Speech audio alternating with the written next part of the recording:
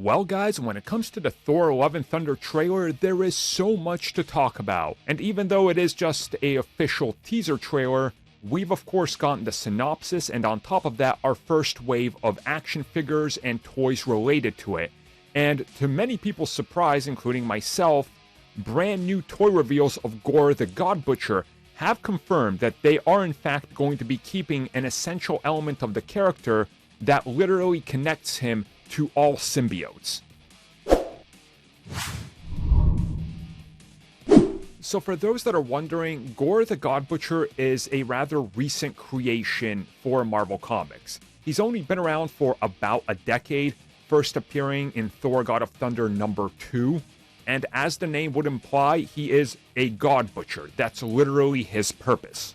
Now in the comics, as you can see here, he has this black sword called the Necro Sword, and he has this black cape and everything. Now, to obviously avoid spoilers, because some people don't want to know much about Gorr in general, so you can have the surprise waiting for you in the film, yes, that black cape and the Necro Sword, which is what he wields, are in fact a symbiote, like Venom.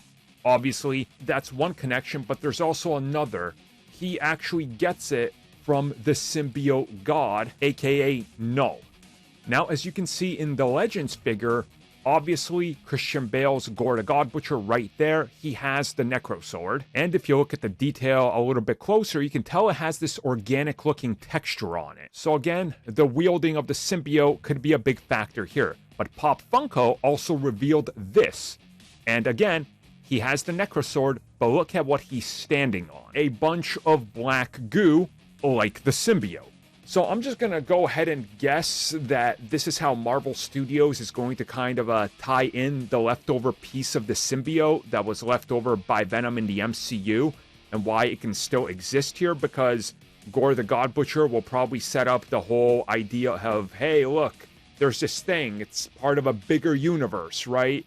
No, the symbiote god. So when Marvel Studios inevitably does Venom, they can still kind of hint upon that, and they got ties to the bigger MCU here, and they don't necessarily have to explain where they would get more symbiote or anything like that, because it's just a little piece, because hey, it already exists in the MCU. Maybe the one in Spider-Man will be calling out to space, and that's how they can lead from one thing to another.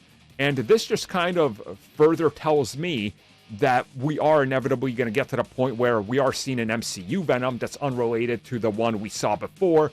And Gorr the God Butcher here will be kind of a setup piece to set up how they're going to get to the MCU one being, a lot more comic book accurate, I would say, in terms of the origin and all that.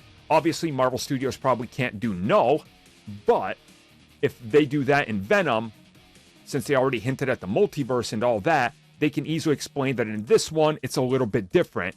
And maybe for all we know, we're going to learn that Gorr the God Butcher has been doing whatever out in space, maybe wiping out species, and maybe symbiotes are all almost wiped down. He's wielding the last of it with this sword. So it's pretty awesome that we're seeing it here, because I think unless they've changed Minute Last direction, I mean, this kind of confirms it, right? Like, this has got to have that symbiote connection.